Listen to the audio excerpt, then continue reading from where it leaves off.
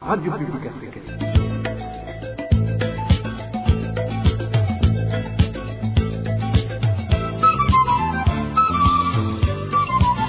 Radio Publique Africaine.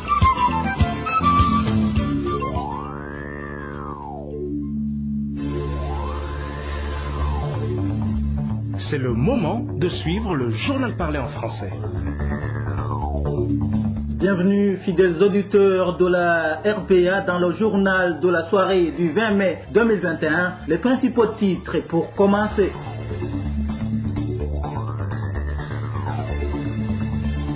Deux personnes assassinées hier à Rumongue et à Muyinga. Les circonstances de ces assassinats à suivre au début du journal. Et le mouvement Red Tabara déclare la poursuite de la lutte armée tant que le gouvernement ne cessera d'opprimer la population. Le porte-parole de ce mouvement rebelle nous a accordé une interview à suivre également au cours de cette édition. Et les réfugiés burundais de Nyarugusu craignent pour leur sécurité. Ils dénoncent la planification de leur rapatriement forcé. Voilà pour les titres. Les détails, c'est tout à l'heure.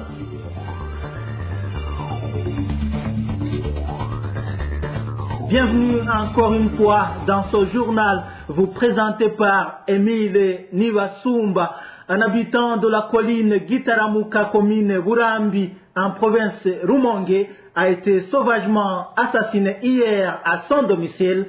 Philomène Havyarimana aurait été tuée par son domestique entre 9h et midi alors qu'elle rentrait de l'église, selon les sources sur place.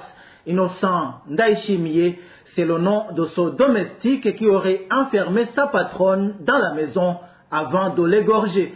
Selon toujours les sources sur place, le présumé auteur de cet assassinat a été arrêté aujourd'hui sur le pont situé dans la localité de Kirasira, dans la zone Gitaza, commune Muhuta. Nous sommes en province Rumongue. Il était en train de fuir. La femme assassinée laisse derrière elle 3 enfants. À Muyinga, un jeune homme d'une vingtaine d'années a également été assassiné la nuit dernière. Le corps de Diomède Ndaishimie se trouvait tout près de la microfinance UCODE sur la colline Kobero, commune Wutihinda. Nous sommes dans la province Muyinga, c'était dans la matinée. Nos sources à Kobero indiquent que Diomède Ndaishimie aurait été tué par les sentinelles de la microfinance UCODE qui le suspectaient d'être un voleur.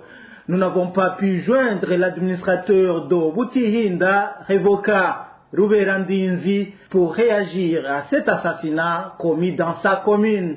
Toujours en page sécurité, la sécurité de certains bénéficiaires de la récente grâce présidentielle est menacée. Ils sont victimes d'une véritable chasse à l'homme des services secrets burundais. Ces derniers ciblent plusieurs catégories de personnes. Dans moins de 2 semaines, plus de 10 personnes ont été arrêtées par le SNR.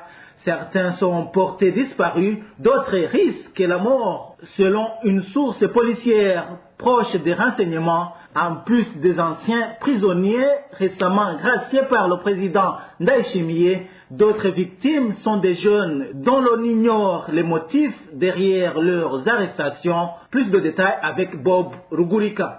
Selon des informations fiables, un plan d'arrestation, d'enlèvement et d'élimination physique de certains individus ciblés serait en cours au sein du service national de renseignement. Les cibles de ce plan seraient différemment catégorisées. Le premier groupe est constitué par des individus récemment libérés par grâce présidentielle. L'autre groupe, visiblement très ciblé selon nos sources, serait des membres des partis CNL et MSD. Et enfin, des jeunes soupçonnés de collaborer avec des groupes armés signalés déjà à l'intérieur du Burundi. Le plan en cours a déjà fait ses premières victimes. Ce jeudi, un certain Kimeneke, récemment libéré de prison par grâce présidentielle, a été arrêté par les agents secrets en commune Kabezi, c'est dans la province de Bujumbura rurale. C'est mardi et mercredi, 2 frères en province de Muramvya, Angelus Neragira et Adonis Vutoyi, ont été respectivement arrêtés en zone Bugarama et en commune Shombo, c'est en province de Muramvya. Les 2 frères sont des cousins à d'autres frères de la commune Lusaka, Bienvenue Ndacha Isaba et Jérôme Nakarutimana, tous portés disparus depuis le mois de septembre de l'année passée, comme le confirme d'ailleurs Pacifique Ninina Haze, responsable de la campagne d'alerte Ndondeza.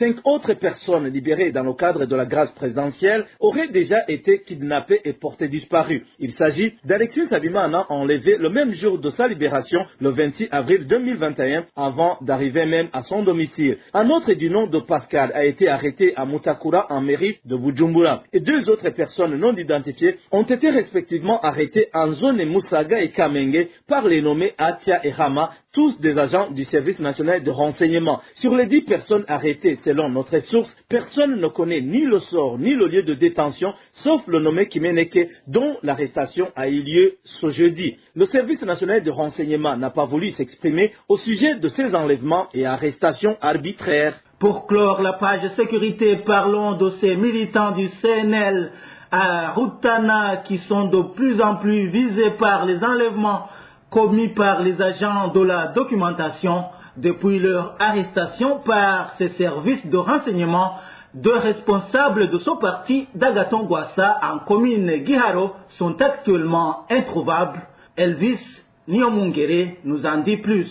L'un de ces membres du parti CNL, Agituerema Centrace, est nommé Ferdinand Kwizera. C'est le secrétaire du parti CNL en commune Giharo. Ferdinand était aussi un enseignant dans la zone Bugongo de la dite commune. Nos sources dans cette commune révèlent qu'il a été arrêté à Kabingo dans un bar où il prenait un verre de bière avec les autres. Jusqu'à présent, personne ne l'a revu comme le témoin cet habitant. Le secrétaire communal de Giharo du nom de Ferdinand a été enlevé au bar de la paroisse Kabingo. Il était avec ses amis. Personne ne l'a revu depuis son arrestation. Beaucoup confirment que c'est le service national de renseignement de Rutana qui l'a enlevé. Jusqu'aujourd'hui, sa famille le cherche partout, mais il est introuvable. L'autre qui a été arrivé dans la même commune est renommé Remina Kirutimana, le chef de gêne du même parti CNL dans la zone Gakungu. Ce qui est arrivé l'ont trouvé dans un restaurant à Sosumo. Les habitants de la localité indiquent qu'il a été amené ligoté et personne ne l'a aussi revu. Celui qui a été enlevé est Nakirutimana Remi de Giharo et ça fait 2 semaines qu'il est introuvable. Il était dans un restaurant de la localité appelé Sosumo. Ceux qui l'ont vu pour la dernière fois ont dit qu'il était ligoté. Il était à bord d'un véhicule de l'armée burundaise. Le véhicule se dirigeait vers Bujumbura, mais par la suite, ils ont dit qu'il les a échappés. Jusqu'à présent, nous ne savons pas son sort. Les familles de ces personnes arrivées ne cessent de chercher dans les différents endroits, mais sans succès. La rédaction de la RPA n'a pas encore pu joindre Lidi Nimbaze, administrateur de la commune Gihalo. Rendons-nous dans la province Ngaro à présent. Un habitant de la commune Rusaka se trouve dans un état critique dans les cachots du commissariat de police de cette province. Incarcéré depuis presque 2 mois, ce citoyen s'est vu refuser le droit de se faire soigner après de nombreuses tortures qu'il a subies. Les détails avec Jean-Marie Rukundo. Il répond au nom de Calixte Kalisabié de la commune Rusaka de la province Moire. Il avait été arrêté au lendemain de l'attaque perpétrée en date du 4 avril de cette année au domicile d'Athanas Maonayo, secrétaire du parti CND-FTD en commune de Rusaka, accusé d'y avoir pris part. Il a passé 2 semaines au domicile du chef du service des renseignements à Moaro. Celui-ci n'arrêtait pas de le torturer. Il l'a par la suite conduit au commissariat de police Moaro. Ils l'ont alors acheminé dans les cachots du service des renseignements à Bujumbura, où il a encore une fois passé 2 semaines sous la torture. Ils l'ont ramené au commissariat de Moaro, complètement couvert de blessures. Les informations en provenance de la localité précisent que depuis qu'il est incarcéré, Calixte Kalisabié n'a jusqu'ici bénéficié de soins de santé. Pour le moment, les plaies du détenu ont commencé à s'infecter. Il est revenu dans un état déplorable. Les blessures que présentait tout son corps s'étaient déjà infectées. Il a été séparé des autres prévenus et une odeur nauséabonde se dégage de la cellule qu'il occupe actuellement. Il ne bénéficie ni de soins médicaux ni de visites. Les habitants de la commune de Lusaka demandent que ce détenu soit soigné dans l'immédiat vu que, affirme-t-il, il est injustement emprisonné. Merci Jean-Marie Rukundo. Une courte pause et nous abordons la page politique. RPA. Je vous le disais en titre, le mouvement rebelle Red Tabara réaffirme son engagement à poursuivre son combat contre le régime CNDD-FDD. Dans une déclaration sortie aujourd'hui, ce mouvement rebelle dit compter garder ses armes aussi longtemps que le gouvernement burundais continuera d'opprimer une catégorie de Burundais. Suivez plutôt Patrick Nahimana, c'est le porte-parole du Red Tabara. bwa mbere turatangura dusobanura kungene leta. Dans notre message, nous montrons en premier lieu comment le gouvernement du CNDD-FDD a violé la Constitution et puis nous expliquons aussi comment le CNDD-FDD est en train de déstabiliser la région des Grands Lacs, en particulier le Burundi et l'Est du Congo. Nous montrons aussi comment les problèmes qui s'y trouvent peuvent être résolus. Donc, comme le gouvernement du CNDD-FDD peut négocier avec ses opposants pour pouvoir organiser des élections libres et indépendantes. Leta ya CNDD-FDD yovugana ikagira ibiganiro n'imigwi yigwanya kugira ngo bashobore kuboneka ituze, bashobore gutegura amatora atari mu buryarya, atari mu busuma n'akarengane. Au sein du mouvement Red Tabara, on se demande pourquoi le CNDD-FDD se vante qu'il a plusieurs militants. Mais si on lui dit qu'il faut organiser des élections transparentes et inclusives, il refuse. En peu de mots, Red Tabara va poursuivre la voie de la lutte armée qu'elle a choisie jusqu'à ce que le régime CNDD-FDD écoute notre cause et vienne sur la table des négociations pour arriver à un consensus. Ce consensus n'est autre que l'organisation des élections dans un climat politique qui permet à tous ceux qui le désirent de participer dans ces élections. Là alors, on pourra déposer nos armes.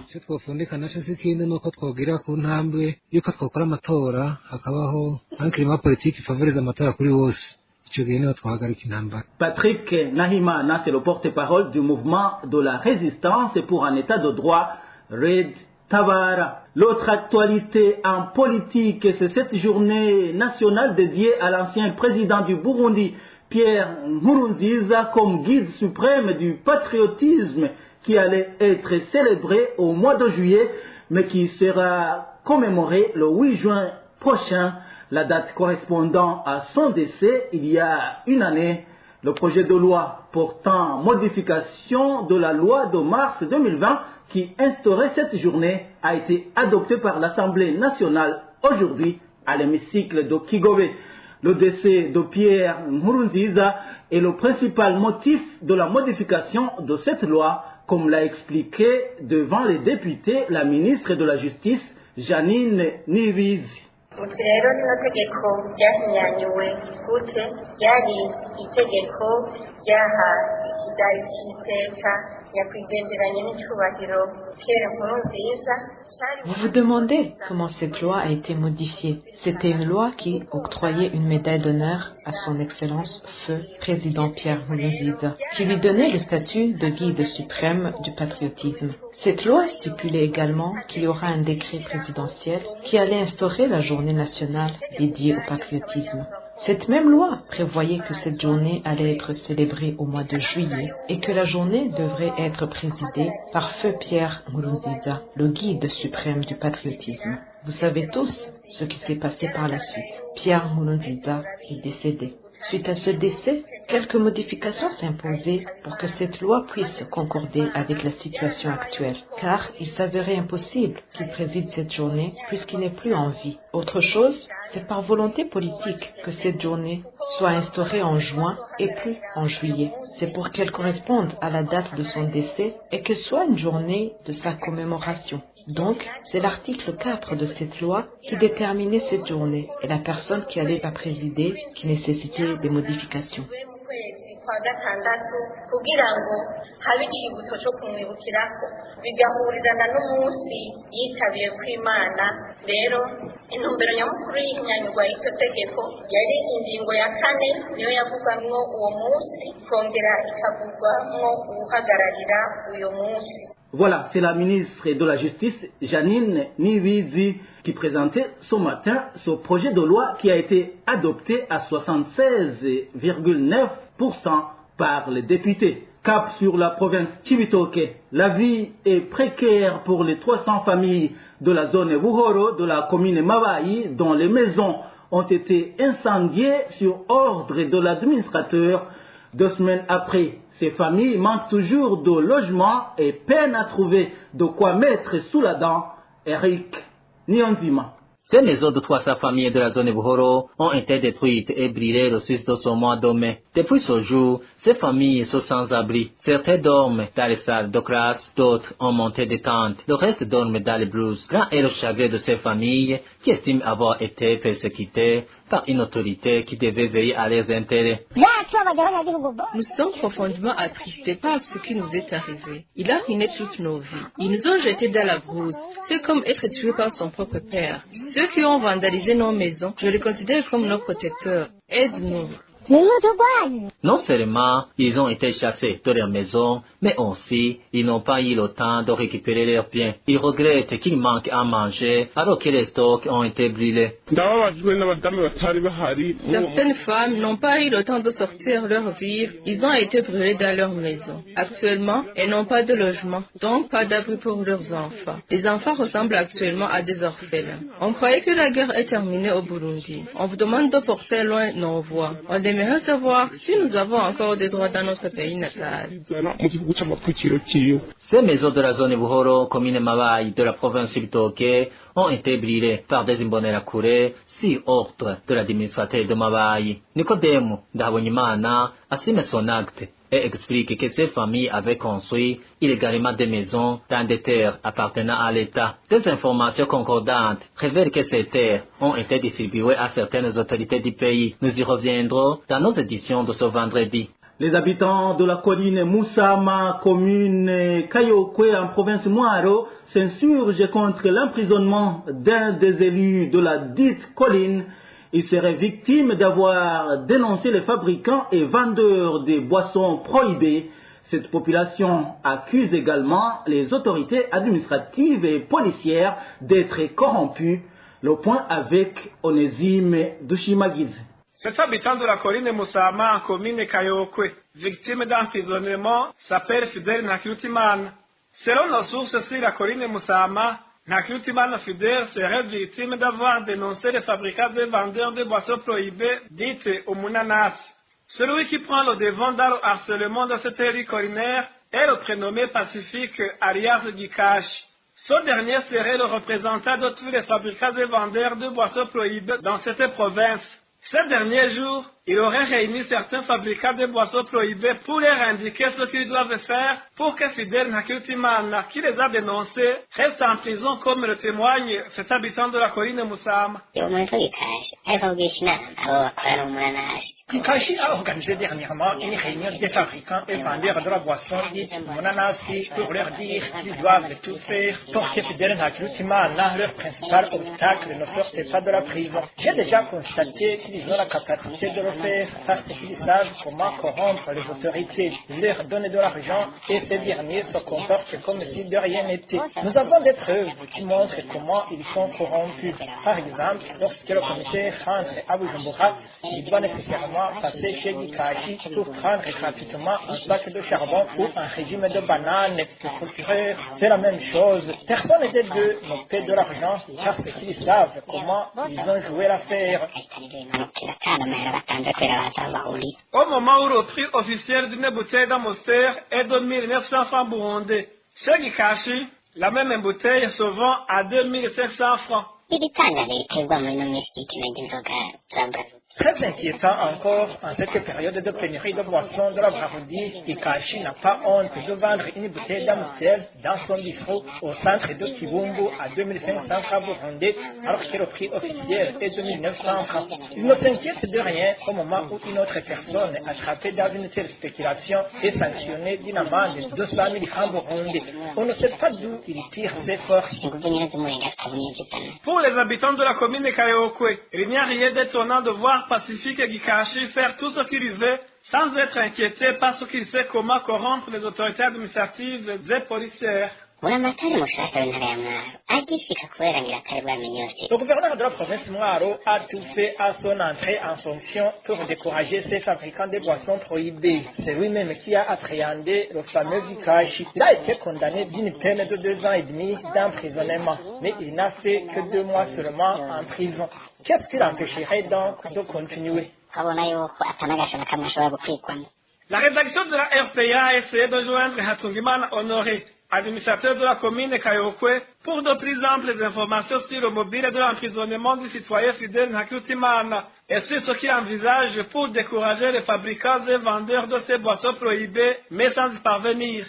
Restons à Mwaro pour parler éducation. Cette fois-ci, l'école technique secondaire ETS Wissoro a finalement un directeur intérimaire après que son directeur a été arrêté et emprisonné, accusé d'avoir abusé sexuellement certains élèves de cet établissement.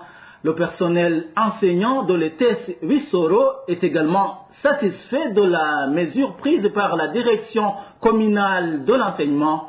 Cette dernière a décidé d'annuler les résultats annuels que ce directeur a accordés à l'une des filles de cette école pour l'aider à avoir un diplôme qu'elle ne méritait pas. Ces enseignants déplorent cependant les manœuvres en cours des responsables communaux du CNDD-FDD visant à décharger ce directeur des abus dont il est responsable. Ces responsables du parti au pouvoir tenteraient de charger à tort un enseignant qui aidait l'une des filles victimes de ces abus sexuels à faire les exercices à domicile.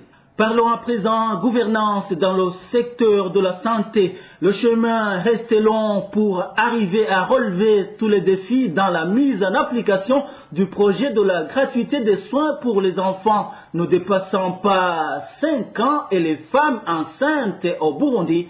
Les professionnels de la santé qualifient d'utopiques les solutions récemment annoncées par le ministre Tade Ndikumana. Explication de Francine Mahoro. C'est compréhensible qu'au départ, il y ait des problèmes. Maintenant, nous avons décidé de procéder autrement. On ne les avertira plus en cas de contrôle. Deuxièmement, nous sommes en train de tout informatiser. Nous aurons dans le système tous les hôpitaux, y compris les centres de santé, qui auront été approvisionnés. L'informatisation du système médical est l'une des solutions annoncées par le ministre de la Santé, Dr Tade Ndikumana. Une solution qui permettra, rassure-t-il, que chaque bénéficiaire du projet de gratuité des soins de santé des enfants ne dépassant pas 5 ans et des femmes enceintes d'avoir tous les médicaments et les prescrits par les médecins. Une solution difficilement applicable, réagissent les médecins qui se sont entretenus avec la RPA. Certains coins du pays ne sont pas alimentés en électricité, explique-t-il. Même s'il a dit ainsi, la mise en application est encore difficile. Ce sont des promesses qui ne tiennent pas debout. Initier un tel système dans un pays comme le nôtre, qui n'a pas de courant électrique partout, n'est pas facile. D'abord, quand est-ce qu'on aura du courant à Gisozi par exemple? Les ordinateurs ne peuvent pas fonctionner sans avoir le courant électrique. Donc, sans le courant, la solution est irréalisable. Non seulement cette solution est difficilement réalisable, mais aussi le secteur de la santé est miné par les vols et détournements. Autre cause de la mauvaise application du dit projet, ajoute nos sources professionnelles de santé. Et s'il advient que le système soit effectif, ça va prendre du temps pour relever tous les défis. Les vols et détournements posent aussi problème. Peut-être que ça va diminuer et certains voleurs vont avoir peur de faire ça. La mise en application de ces solutions proposées reste difficile. Ce projet de gratuité des soins de santé des enfants ne dépassant pas 5 ans et des femmes enceintes a débuté en 2007. Les professionnels de santé accusent les autorités du secteur de la santé de différents échelons d'être à l'origine des problèmes qui handicapent la mise en application de ce projet pour des intérêts sectaires. Merci Francine Mahoro. Les habitants de la colline Wuringa, commune Gihanga de la province de Bubanza réclament l'eau potable. Depuis plus de 2 mois, aucune goutte d'eau ne coule des robinets publics de la localité. La vente de l'eau potable qui s'y est effectuée jusqu'ici a également été suspendue. Les détails avec Aimable Nishimwe. Les habitants de la colline Buringa indiquent qu'ils utilisaient l'eau de la source de Kagaragara. Depuis plus de 2 mois, aucune goutte ne coule des robinets publics. En solution, les habitants de Buringa achètent de l'eau dans quelques ménages qui en possèdent, comme l'indique celui-ci. L'eau qu'on utilise ici à Buringa provient de Kagaragara tout près de Ninga, mais on vient de passer beaucoup de jours sans avoir l'eau. Aucun robinet n'a l'eau, car les robinets publics sont à sec. Celui qui en a vend le bidon de 20 litres à 100 francs. La source de la RPA à Buringa indique que les administratifs sont intervenus pour fixer le prix de vente de l'eau. Et en réaction, ceux qui vendent l'eau ont cessé de le faire. Les administratifs ont exigé ceux qui avaient l'eau dans leur ménage de vendre le bidon de 20 litres à 50 francs. Mais parce qu'ils ont utilisé beaucoup de moyens pour en avoir, ils refusent de le vendre à ce prix. Nous, habitants de Buringa, sommes victimes car on ne voit pas où on va trouver l'eau. Il ne nous est plus possible d'utiliser l'eau des rivières que nous utilisions quelquefois, car il y a des eaux en provenance des cimetières qui s'y déversent. La colline de Buringa est faite de 13 avenues. Les habitants de la colline ont peur d'attraper les maladies des mains sales. La RPA a contacté Aster Ndaishimiye, chef de la colline Buringa, mais sans succès. Quant à Léopold Ndaisaba, administrateur de la commune Gihanga, il s'est réservé de tout commentaire. Une courte pause et nous parlons des réfugiés de Nyarugusu qui craignent pour leur sécurité. RPA. Je vous le disais tantôt, les réfugiés burundais du camp de Nyarugusu en Tanzanie se disent effrayés par les réunions tenues par certains réfugiés de ce camp. Ces réfugiés collaboreraient avec des membres du parti au pouvoir au Burundi. La mission serait de préparer l'élimination physique des réfugiés intellectuels, car considérés comme des obstacles au plan de persécution des réfugiés pour les contraindre au rapatriement. Le point avec Eloge Kwizera. Ces réunions qui suscitent l'appel aux des réfugiés du camp de Nyarugusu ont été toutes animées ce mois de mai. Selon nos sources vivantes dans ce cas, les participants sont des émissaires du parti au pouvoir et au sein de DFDD dans ce cas. La première réunion a eu lieu en date du 4 et l'autre en date du 8 de ce mois de mai. La première réunion s'est tenue dans la zone 8, tout près du 3e stock des réfugiés burundais. La deuxième réunion s'est déroulée dans la zone 11 G7 chez le nommé Shadrach qui travaille à la pharmacie du camp. Nos sources révèlent certains noms des participants dans ces réunions. À la tête de ce groupe, il y a le nommé Martin Miburo, c'est lui le chef des militants du parti CNDD-FDD dans ce camp de Nyarugusu. Il a pour mission de sensibiliser les réfugiés au rapatriement et celui qui dirige toujours les réunions. Il habite la zone 11. Il travaille dans le secteur de santé dans ce camp. Il y a aussi Augustin Gentilabona, qui est inspecteur des écoles dans le camp. Hatungimana Albert, le secrétaire de ce groupe. C'est lui aussi le directeur de l'établissement Shukuru, le prénommé Evariste qui travaille à l'établissement Kazoza, Félix Nelson Saushimike, Nathanaël Nouamongo qui est directeur lui aussi de l'établissement scolaire Uezo, se trouvant dans ce camp. Le pouvoir burundais a promis à toutes ces personnes qui travaillent dans le secteur éducatif des avantages une fois que la mission de sensibiliser les réfugiés au rapatriement aura réussi. Entre autres avantages, des postes qu'ils auront au Burundi lorsqu'ils rentreront. Et ces derniers se donnent corps et âme pour accomplir leurs tâches. Enfin, il y a un prénommé Shadrach qui travaille à la pharmacie, ainsi que d'autres personnes non encore identifiées.